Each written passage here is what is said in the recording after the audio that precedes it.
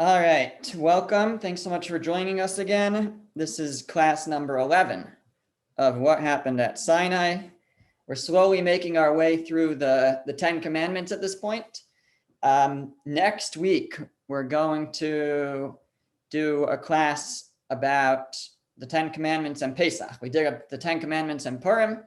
Next week will be the 10 Commandments and Pesach and Passover. I'm working on it still, but hoping to put together a class relating how the 10 plagues connect to the 10 Commandments. So that's hopefully, some of you have learned with me in the past, we've done how the 10 plagues connected to the 10 statements of creation. This will actually connect them to the 10 Commandments, and we may also do the 10 statements of creation. So that's, stay tuned for next Wednesday. Another scheduling note, I guess, is that the following Wednesday, which will be the 24th, we're not going to meet. It's going to be a couple of days before Pesach, and I'll be pretty busy. I don't know about everyone else, but and then we also won't meet on the Wednesday night of Pesach, and then we'll resume the Wednesday right after Pesach. So we have one more class next week, then we'll take 2 weeks off and resume after Pesach. Okay, so going in our order of the 10 Commandments. So we did 1, we did 6, we did 2. So now we're going to do number 7. Number 7 is, you shall not commit adultery. So just practically speaking, what that means. So that would be a married woman having sexual relations with a man, whether he's married or not. That would be the definition of adultery. According to Torah law, a man is allowed to marry 2 wives, right? We find that in the Torah. We have, for example, Jacob married 4 wives. Abraham married multiple wives. We have that.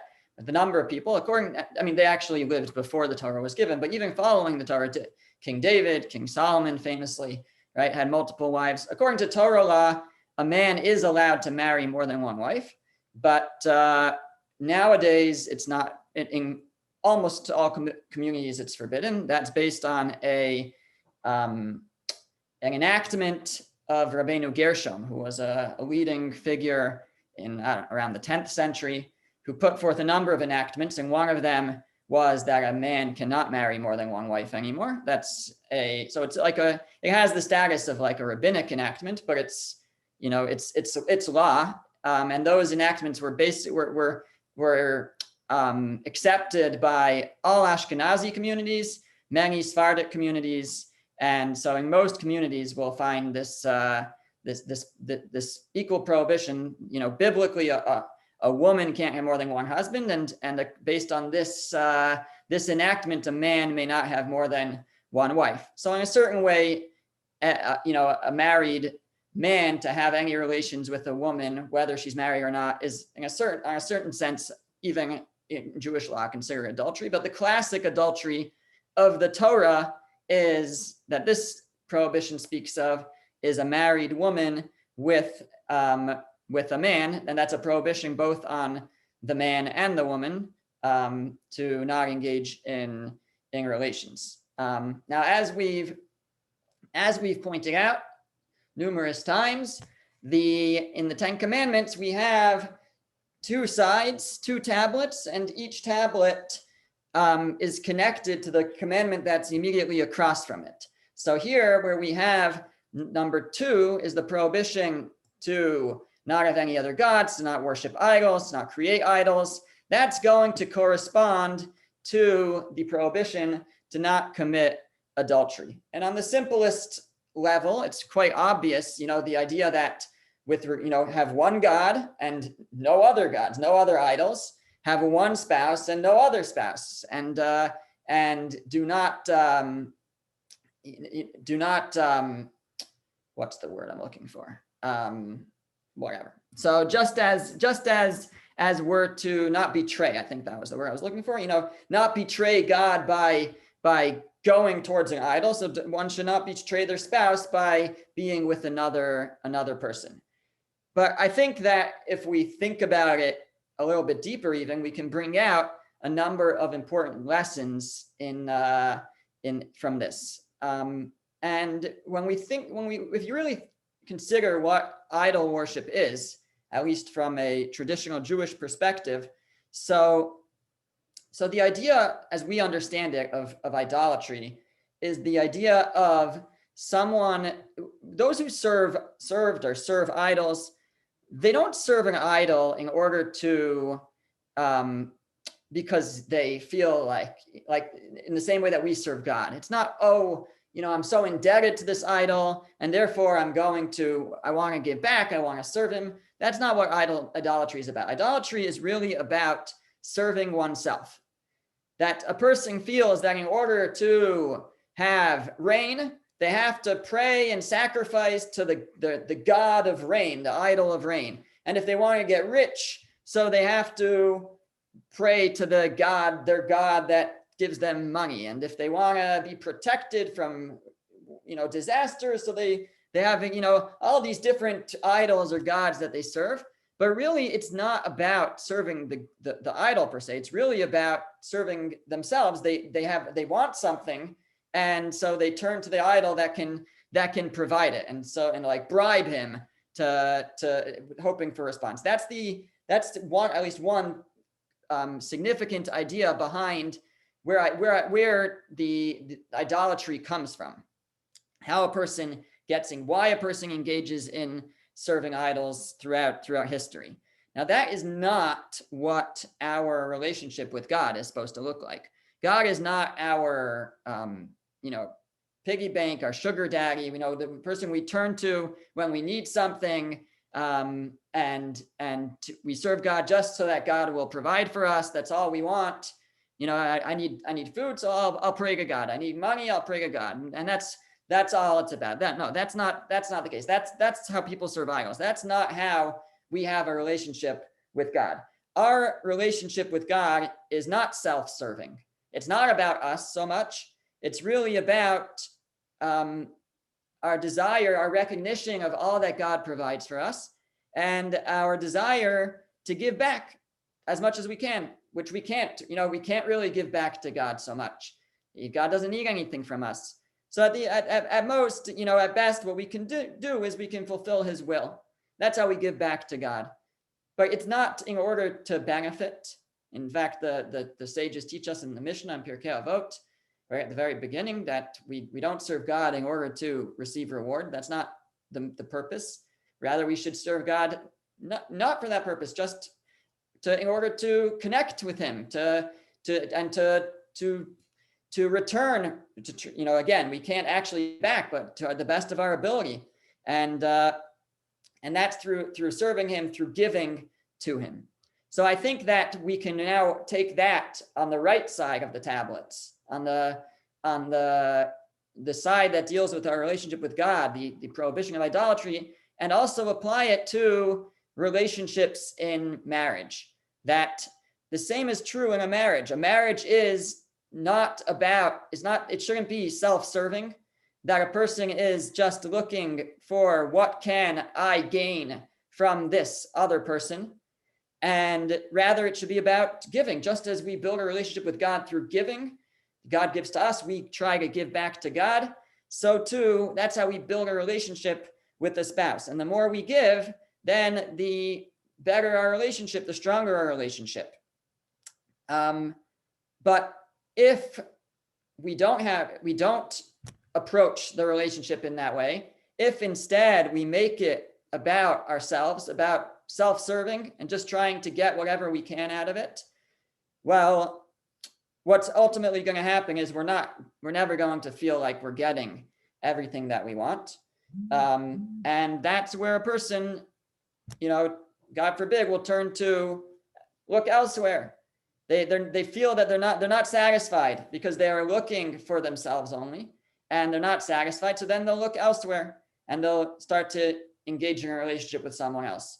So the same way that idolatry comes about when the person is self-serving. So adultery also can come about because a person is self-serving and they're not focused on the giving part of the relationship. That's one connection that I see between these two. A second one is that another reason I think somebody might turn to idolatry is if they aren't finding meaning in their connection with God, right? If they don't understand it, they don't feel like that it's important, it's significant, there's no meaning to it. And so they go, they travel to India and start to learn about, those religions, and they travel to different countries and they want to find different, that's how you end up serving idols. And certainly nowadays, and, even in the old days, right? If you don't find satisfaction, if you don't find meaning if a person doesn't find meaning in their connection to God, so then they may end up going elsewhere and end up in a relationship with an idol. They may end up serving an idol instead, finding a different religion. And again, I think the same thing can apply to marriage. That if a person doesn't find meaning in a marriage, doesn't see the meaning, doesn't see the holiness that's possible in a marriage, then yeah, they may end up looking elsewhere. And again, God forbid, that could lead to an adulterous relationship. So it's very similar. It's the same ideas, I think, apply with the idol worship as with marriage. Okay.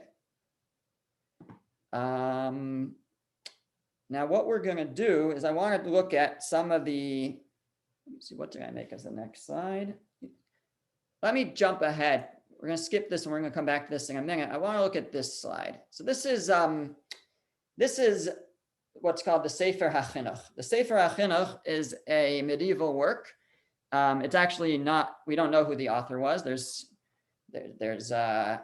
some people used to refer to a certain person as the author. Now I think it's in dispute. It's an unknown authorship. It's a tremendous work. It takes, as we've talked about, Maimonides has a list of all the 613 mitzvot, the 613 commandments. What he understands are the 613 commandments. The Sefer HaChinuch, the book of mitzvah education, goes through all 613, and he gives you a brief description. And he also tries to give you a reason behind the commandment. And apparently he wrote this for his son, maybe at his bar mitzvah or something, but, many hundreds of years ago. And this was to teach his son about each of the mitzvos, like a basic outline, but also to give some more meaning, to give a bit of a reason behind it. Now, whenever I speak about the reason behind the mitzvah, I always like to mention before that mitzvos are like a juicy hamburger. A juicy hamburger is full of protein. It has certain nutritional benefits. And those benefits are there whether a person can taste the hamburger or can't taste the hamburger. The benefits are there. In Hebrew, the word for taste is ta'am. Ta'am is taste. The ta'am, the nutrition is there whether there is ta'am or not, whether there's taste or not.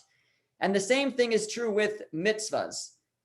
Mitzvahs also, the nutrition is there. The benefit of the mitzvah, or the opposite, the damage that's done by not performing the mitzvah or transgressing the mitzvah, the commandment, is there whether we have the ta'am, the taste, or not. And ta'am in Hebrew not only means taste, but it also means reason.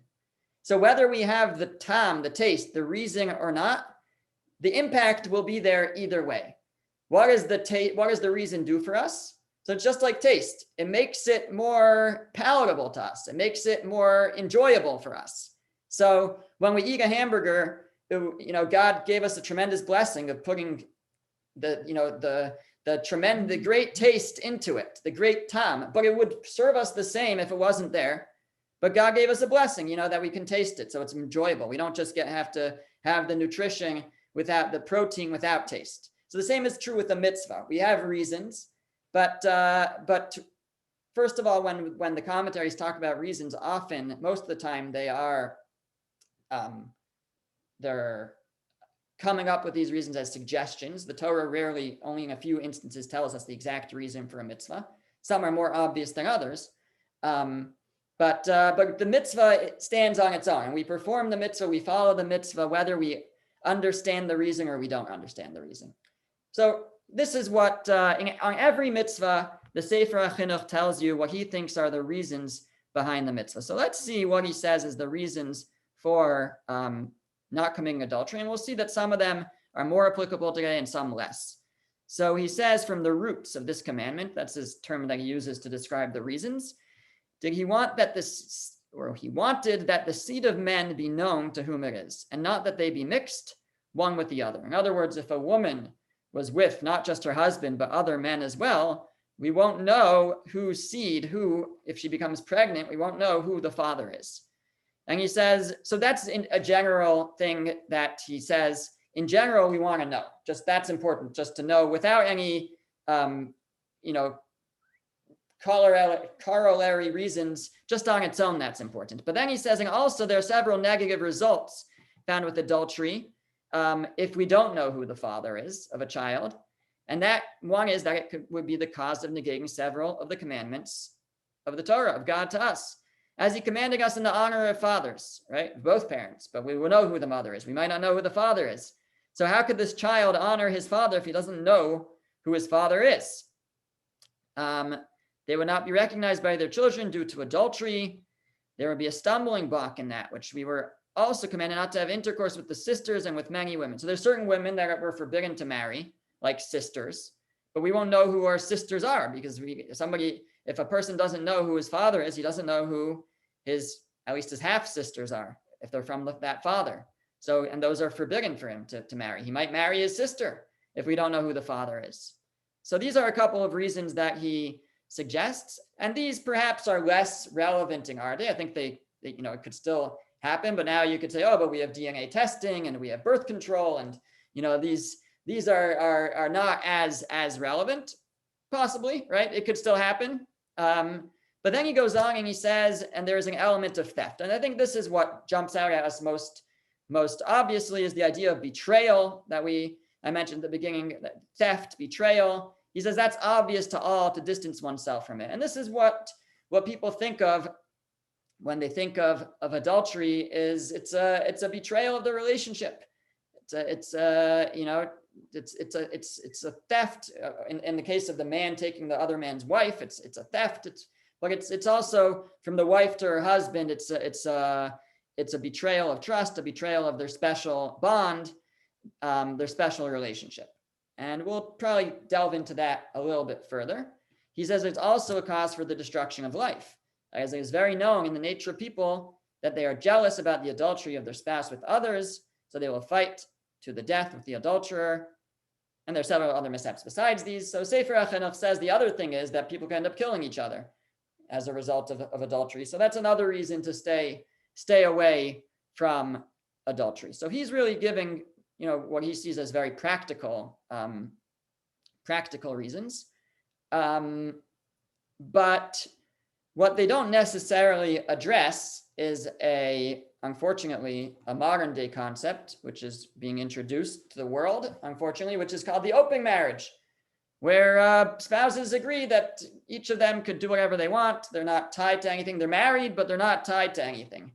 And in that way, there's no jealousy. Nobody's going to kill each other. They agreed to from the outset. There's no theft. There's no betrayal.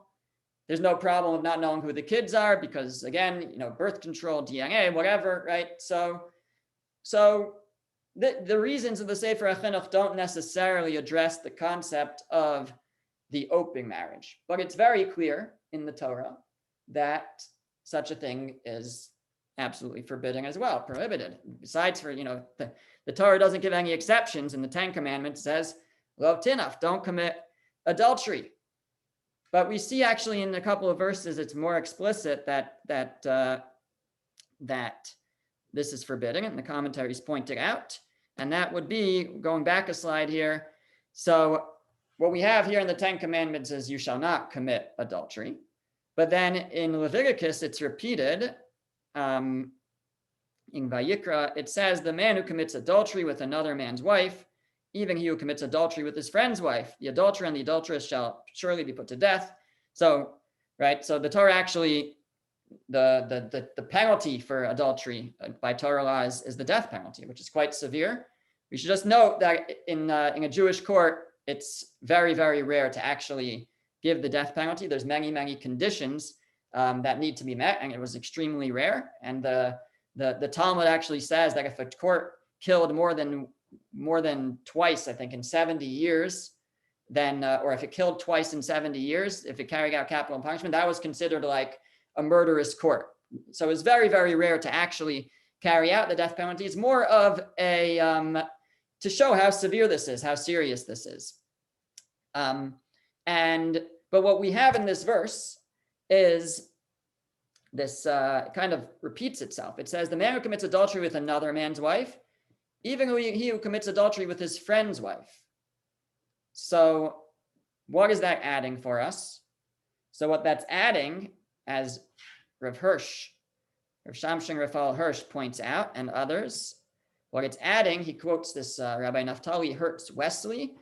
According to Rav Hirsch was a 19th century German rabbi, prominent German rabbi. He says, according to Rabbi Naftali Hertz Wesley, this repetition teaches us that even if the husband agrees to the adultery and therefore remains his friend, this does not diminish the sin. So as the verse says, even he who commits adultery with his friend's wife, I mean, they're still friends because it was an open, situation. He allowed it. So even there, the Torah says it's forbidden. And why? So Rav Hirsch goes on, because adultery is a sin against the sanctity of marriage, not only against the husband who might forgive him. And it's not just a sin against the husband, it's a sin against the very sanctity of marriage. And so Torah dismisses this concept of open marriage as no, marriage is sanct, marriage is holy, and even if it's allowed, it's forgiven, it's permission is granted. The Torah says no. The Torah says it's still forbidden. The other verse that again repeats it is actually, it's a little bit before in Leviticus. It says, with your friend's wife you shall not lie to produce seed, to defile oneself with her. And here the Reb Meir Simcha of Devinsk comments that when it says you shall not lie to produce seed, it's actually coming to teach you that someone might justify it. Well, what if a couple can't have a child? So then can they invite another man to produce a child with the woman? It's for a good reason. So perhaps one might think that would be okay. Torah comes along and says, no, you shall not lie to produce seed.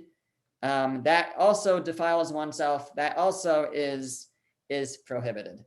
And again, because it's a sin against the sanctity of marriage. So I want to explore a little bit this concept of the sanctity of marriage, really take us all the way back to the first couple, Adam and Eve, and see what we can learn from them. By the way, I remember once hearing one of the blessings that we say at a wedding, under the wedding canopy, under the chuppah, is the couple sameach to samach reima ovim, these two close, this close couple should rejoice as your creations rejoiced, kisamechacha yitzircha began Eden, in the Garden of Eden, as your creations rejoice in the Garden of Eden.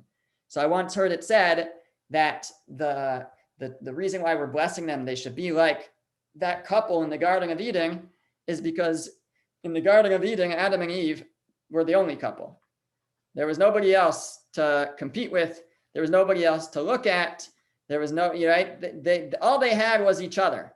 And what we're blessing the bride and the groom is that's how they should look at their marriage, that all they have is each other, and they shouldn't look to other people. Don't compare each other to other people. All they have is each other. They should be like they're back in the Garden of Eden, just the two of them. Side point. So I want to start with an interesting piece from the Talmud. The Talmud in Kiddushin. Kiddushin, so a Jewish marriage starts with what's called Kiddushin. Kiddushin means like sanctification or betrothal. So when a couple gets married, so the man gives the wife something. Typically now we use a ring, but it doesn't have to be a ring. It just has to be something of value. And he says the words, Harei at mikudesh esli, you are sanctified to me with these, you are betrothed to me with these. When she accepts it, if she accepts it, so then they are betrothed. Betrothed is basically married, and according to Jewish law, at that point she's now forbidden to marry someone else unless she receives a divorce get, a get of divorce. That's the first step, and then there's nisuin, which is the second step where they go under the wedding canopy or they go into seclusion, and that's the completion of the marriage. But already at Kiddushin is when they are designated for each other. So there's an entire tractate of Talmud dedicated to the laws of Kiddushin. I'm learning it now. I'm teaching it. We have a weekly Talmud class that we've been learning it. So in the tractate of Kiddushin, it says the following. Rabbi Shimon says, for what reason did the Torah say when a man takes a woman as a wife, and did not write when a man takes himself to a woman? So there's actually different ways to understand this question, and I put in this interpretation of the Ravid, one of the great early commentators. So the Torah has a verse when it talks about marriage. It says when a man takes a woman, when he takes a wife, that's how he introduces the topic of marriage in the Torah, of the process of getting married.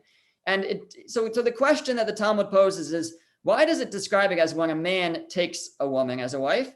Why does it not say when a man takes himself to a woman? Why is it the wife coming to him and not him going to the wife? Or perhaps we could ask, why is it that in Jewish law, the man gives the woman the ring for Kiddushin and not the other way around, that the woman gives the man the ring for Kiddushin, right? There's a secular concept of a wedding band, but that's not a Jewish law.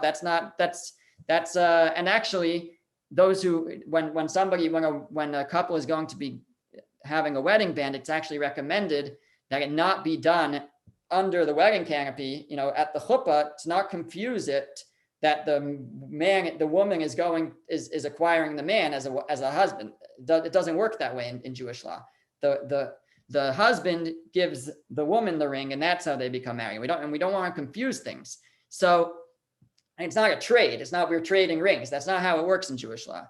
The man gives the woman the ring. If she accepts it as Kiddushin, so now they are betrothed.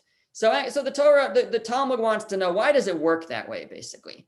And the Talmud says the following. It says, because it is the way of a man to pursue a woman, and it is not the way of a woman to pursue a man.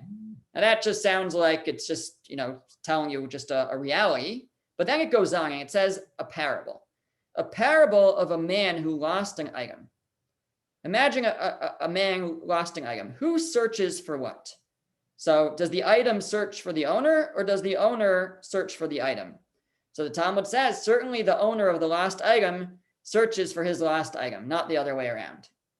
And that's a parable to understand the concept of marriage in the Jewish way in marriage. That just as a man, if he loses something, will go looking for it, not the other way around. The object won't go looking for the man. So too, in a marriage, so we're looking at it like the man has lost his woman and he's going to go looking for her, and not the other way around, that she didn't lose him. He lost her, and that's why he's going to look for her. Now that's an interesting thing. What does that mean? Why do we look at this concept? Why do we look at it as if a man or marriage? Why would we look at it that a man is going to look for his wife as if she's something that he lost? So Rashi, the great commentary on the Talmud, tells us, he explains this to us with just a couple of words, two words. Rashi says, what is this lost object of the parable? It's when the Torah says that the man, that God took one of his sides or one of his ribs in order to form Eve, right? If we look at the verse, the creation of Chava, of Eve, and the creation of man and woman. So the verse says, so the Lord God cast a deep slumber upon Adam, and he slept, and he took one of his sides, or his ribs, some translate, he took one of his sides and closed the flesh back in its place. Then the Lord God built the side that he had taken from the Adam into a woman and brought her to Adam. So where did Adam's wife come from? From him, from his side. She was formed from his side. So that is the meaning of this passage of the Talmud, says Rashi in just 2 words.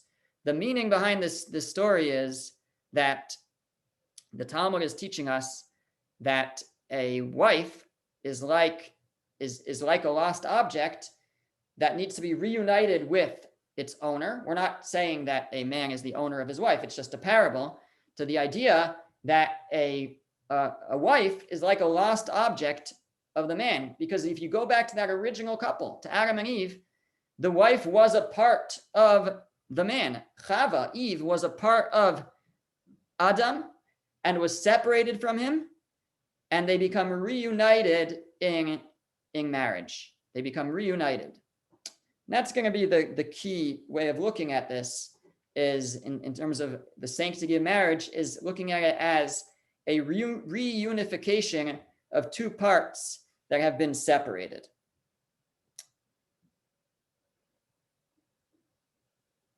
So let's look a little bit more at this, Adam and Eve and the story of their creation and how they came about. And we're going to discover a little bit more about this.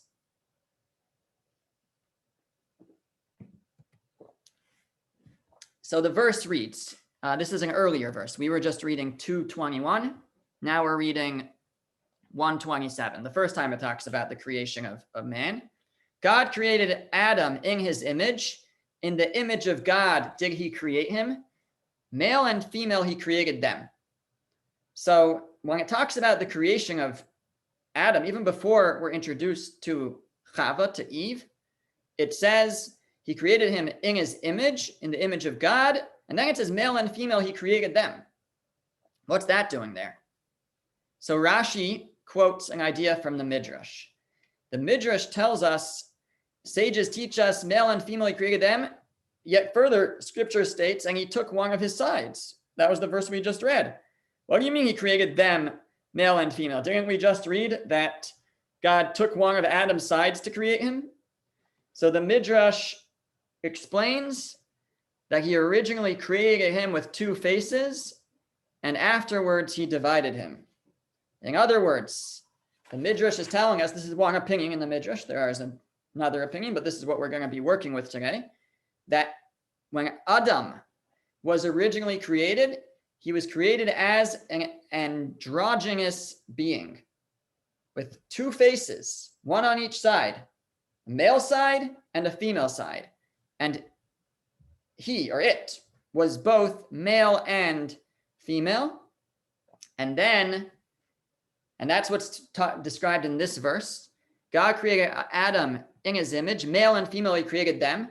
That Adam was not just man. Adam was this androgynous being, only to be then separated later when with these verses that we just read. And we kind of have to explore this concept, like, did God change his mind? Like, why would God have done it this way? Originally created man and woman as one being, and then separated them. Also, this is unique to human beings. No other creature was created this way. Only Adam was created this way. All the other animals were created male and female, or that way they could reproduce. Man, how would man reproduce if they were just if it was this one androgynous being? It's difficult to understand. So we have to get a little bit deeper. So what we have at this point is this male-female creation called Adam, this androgynous being. And we have one, basically, it's front and back. There's no back, right? It's front and front. There's a one face faces out is the male, and one face facing out is the female. So what's the idea behind that? So we look ahead, and before God creates Eve, and before this happens, that God takes his side, which now side takes on a new meaning, right? Side is like the whole side. It's splitting this being in half. But before, and then replacing the legs or whatever, right? A little plastic surgery, and that's it. But before that happens, so we have a famous verse where the verse says, and God said, sorry, I was supposed to take out this Rashi. It's really from the previous slide, but this line is important here. So this is Genesis, Bereshit 2:18, and God said, it is not good for man to be alone. Right? Famous verse. It's not good for man to be alone. I will make for him a helpmate opposite him. I will make an ezer kenegdo. I will make a helpmate opposite him. What does it mean it's not good for man to be alone?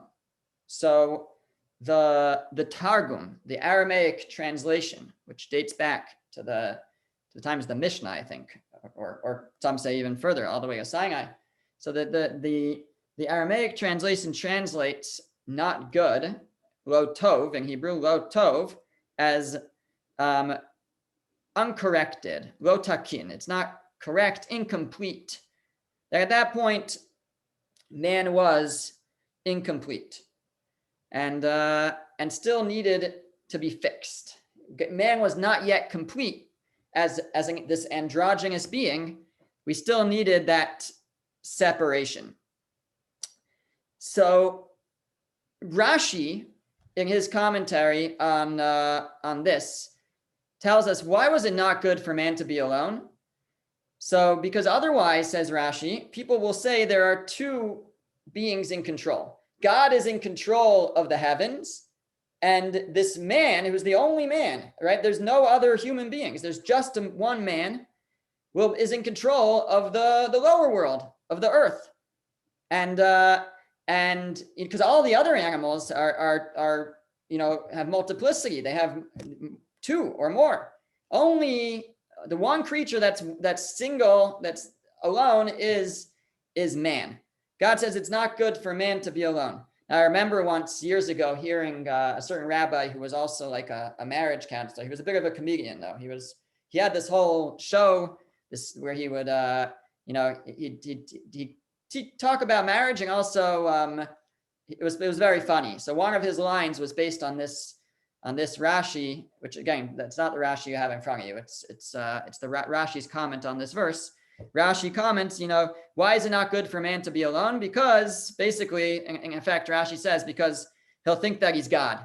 So if man is alone, so he made a big deal about that over and over again. That man, it says it right here. If man is alone, he'll think that he's God.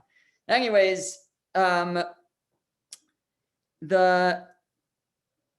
question that we have to ask is, God creates man alone. And then he says, wait, not good for man to be alone. So then why did God create him alone at first? Was it a mistake? God doesn't make mistakes. So why was he created this way in the first place? Also, how is he going to reproduce? God says, whoops, I forgot about that, right? I forgot. He needs a mate to reproduce. So let's take care of that, right? And that's not what happened. That doesn't happen. So there must have been a reason why God created man as a single being originally, and then decided to separate him. So in fact, some commentaries understand that that's what it means, that it wasn't good. It's not good for man to be alone because he can't reproduce if he's alone. That's how some understand it. Can't reproduce. The Maharal says that's not what it means, because that's not something intrinsic about man. He understands that the verse is telling us that there's something intrinsic about it not being good for him to be alone. That's more of a practical result, but it's not about the person himself. It's not about the man himself. It's that, the world won't, mankind can't reproduce. That's a side issue. So he says that's not what it's saying. It's not just saying that it's not good because then you can't reproduce. There must be more. So Maharal says as follows. He says that, man is unique on this earth, mankind, right? We're a unique creation. We're the only ones who have the wisdom that we have. We're the only ones who are capable of spiritual growth. We're very unique in this world. And in that way, in a sense, we are fit to be this single being, different than all the others. There is a sort of specialness, a singularity about us in that we're unique, different than all the other creations.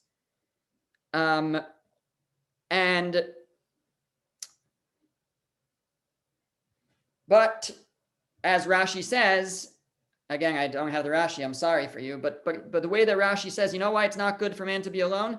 Because people will say that, so that people don't say that there's, a God in the heavens, and then there's a God on earth, and it's man, and it's humankind, and in other words, the only one who's really truly could be singular and one, echad, one, is God. Mankind cannot be that, and because man is not a God. Only God can be one. Man can't be one, and therefore man also needs a pair. And that was always, he says, obviously that was always God's intent. God's intent was always to create a pair, an Adam and an Eve, not just one being, whether it's just an Adam or this androgynous being. That was never the intent. The intent, God didn't make a mistake. The intent was always for there to be two. So why then did God originally create man as a singular being? And in particular, right, because he didn't do that for any of the other animals. And the answer is to bring out this idea that we just mentioned, which is that at the end of the day, there is something unique and there is something special about mankind. And we were created singular to show the uniqueness of man in the world. We're different than all the other creations. We have a certain element of singleness, of oneness, in that we are the only being with the potential for spiritual greatness. We're the only being that has the seichel, the mind, the intellect, that for connecting with God. We are a unique being, and to teach us that we were originally created unique and one, just one, almost similar to God in oneness. But we can't remain that way, so that we don't have that unity, that aspect of that God has.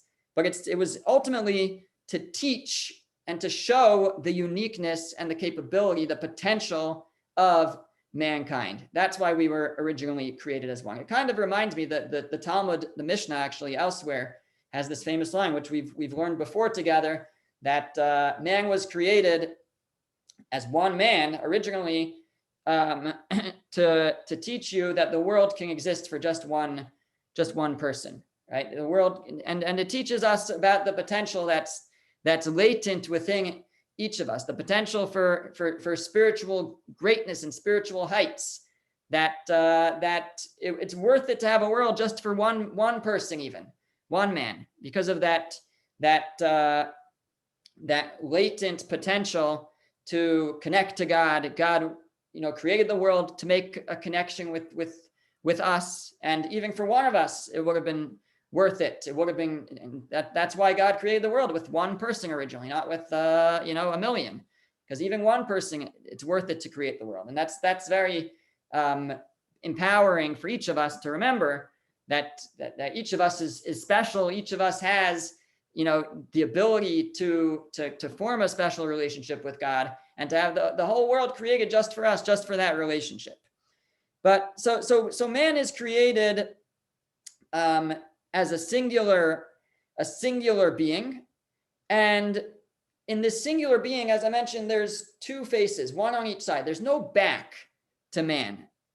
And what a face is that we have an inner spirituality, and our face is how our spirituality faces the world now.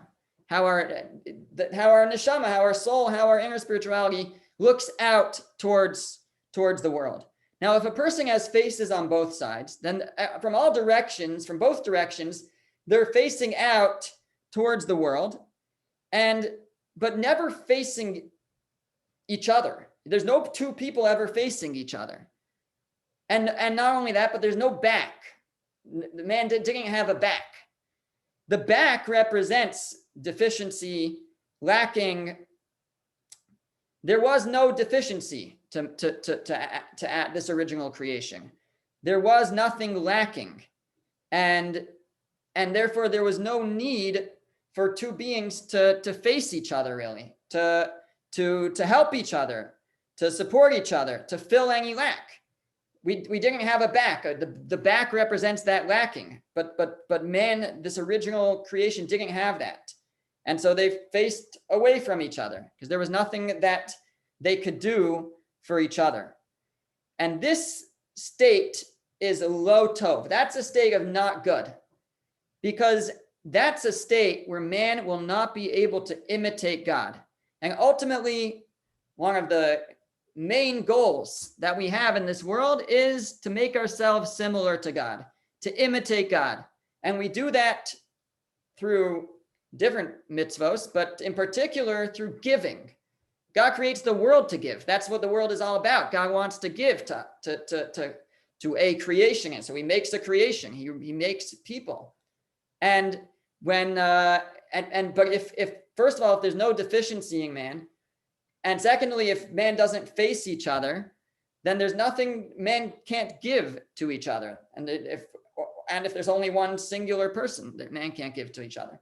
So this original creation was incapable of giving to each other. It could give to animals, and it tried that. It tried giving to animals, but it didn't have fulfillment from that. That wasn't enough. That was a state of lo tov, of not good. So what happens? So God separates this androgynous being into two, and now you have this ezer kenegdo, this helpmate opposite him. And now they both sides now, the man and the woman, have the ability to give to each other. Now it's a state of good. Now it's moved past the state of imperfection to a state of, it's not perfection now, but it's at least the ability for two people to give to each other. And what they can then strive for is for this woman, Eve, to give to Adam, and she's called ezer kenegdo, a helpmate opposite him. And what that is, she's an ezer, she's a help in that she is going to allow the process that has already begun to become completed. What was lacking now is able to be completed, that they can both have someone to give to, but she's kenegdo, she's opposite him. What opposite means in this sense is on equal footing, that they are equally important in actualizing each other's potential. Actually, the Rav Hirsch says that the word ezer, which means a helping, is a specific type of help. It relates to the word azara. The azara was the auxiliary room of the temple. Well, how are these words related, ezer and azara? Because it's a certain type of help that an auxiliary room like frees up space in another room. That's what it does. The help that a woman gives to a man, says Rav Hirsch, is that she frees him up to focus on certain things, that to certain areas of growth, and she takes care of certain areas. And each one has their unique roles. And in that sense, they complete each other. If they and they're connected, they're different. If they were the same, then they would be doing the same things, and they wouldn't be freeing each other up. They would just be doing the same things, and then you have things that nobody could do. So they each have their role. That's the concept of Ezer Kenegdo. But just to bring it home now, though, the point is of all this is that what we have is what was originally two halves of one being, and they get separated, and then Adam and Eve are supposed to unite. They're supposed to unite, and this really is the concept that we look for in every marriage. That you have a soul that enters the world, that's put into the world, and it gets separated when it enters the world, and half of it goes to a certain man in the world, and half of it goes to a certain woman, and they are to, God willing, they're to find each other and unite and complete each other and give to each other. And each one is Ezer Kenegdo. Each one is a helpmate opposite the other one for them to grow. And what does this have to do with adultery? So besides for that, it speaks to a deeper level of what a marriage is, the sanctity of marriage, but also in the act of marital relations. So the verse describes, so Maharal, for example, comments, it is fitting that there be a physical unity just as there is unity of soul. So just as a married couple is uniting their souls, so when they unite physically in marital relations, Maharal says it's the fulfillment of the verse, they shall become a one flesh. When there is unity and merging with one's wife, then the soul, which is united, is at peace with the body. What Maharal is basically saying is that the physical world also reflects the spiritual. And there's to be not just a joining of souls in marriage, but a physical joining. And there's a holiness to the act of marital relations, in that it's the uniting of the physical, which reflects the uniting of the spiritual. So it's something holy. It's not simply an act of desire. It's an act of holiness, of bringing two souls together. It's the physical manifestation of that. And so it gives us a different perspective on this concept, I think, of the sanctity of marriage, that it's the two people that are to have relations, marital relations, are soulmates. They are two souls being bonded together, and that holy act of marital relations is bringing those together. A different person has no connection to that. There's no holiness to it, and it's wrong. It's out of bounds, because it's not a fulfillment of this joining of two souls together. So it's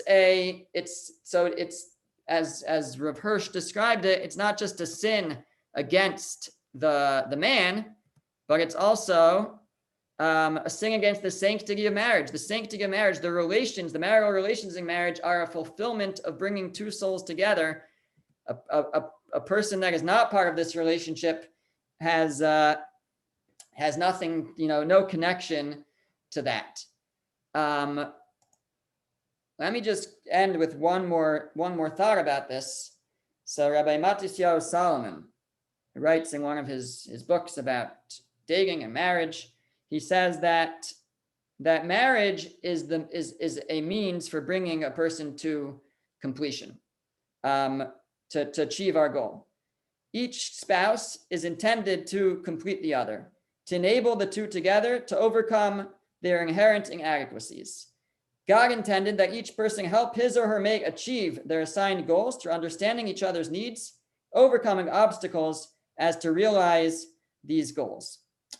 He says, this is what the verse is saying, is not good for man to be alone. This verse that we read, in fact, he says, the Talmud teaches us that 40 days before conception, a heavenly voice proclaims that this person is destined for this person.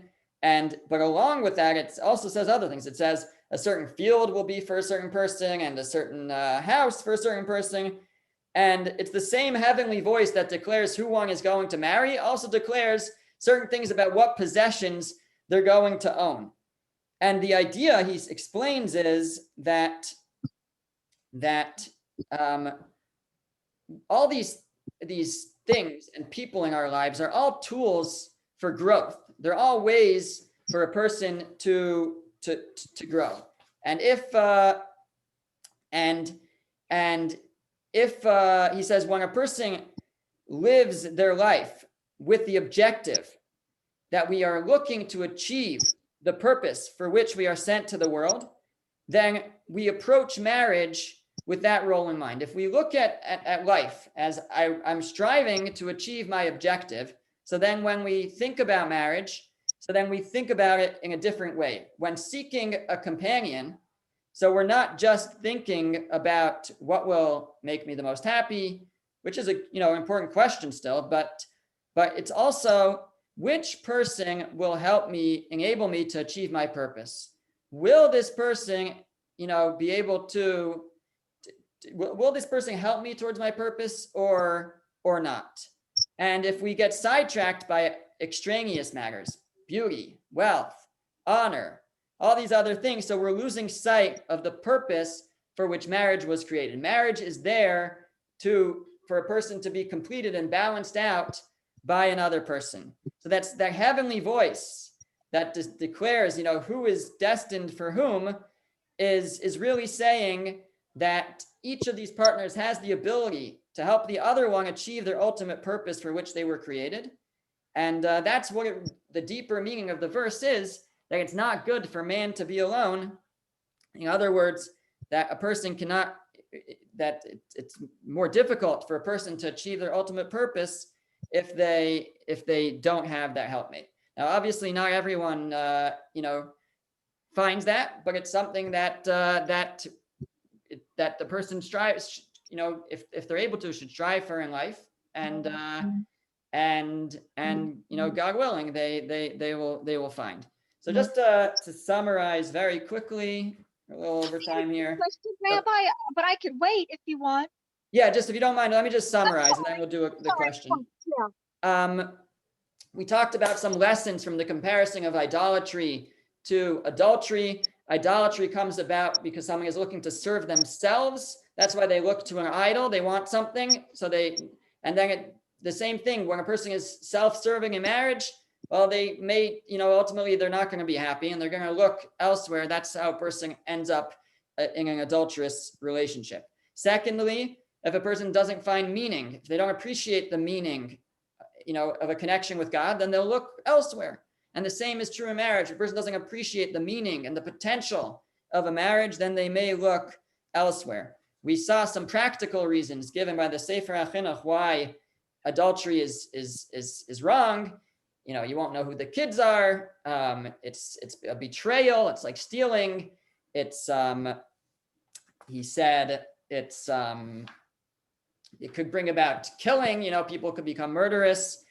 All these things. But what we added was, it's not only those practical reasons, it's also not just a sin against the other person. It's not just the practical results, but it's a sin against the sanctity of marriage itself. Because ultimately marriage is that man was originally one. Man was originally united as one being. But it wasn't good for man to be alone. There's nobody to give to. There's nobody to balance out that person. and therefore the man is separated into two, and then ultimately they are to try to reunite those two in a marriage, and the bring the two souls together. And marital relations are a fulfillment of that on the physical plane. The marriage itself brings the souls together. The marital relations is a physical representation of these two souls, these two people coming together, and it's special specifically for, within a marriage, and has obviously no place outside of it. So we'll hold there. Welcome to take questions. So 1 second, let me just stop the recording.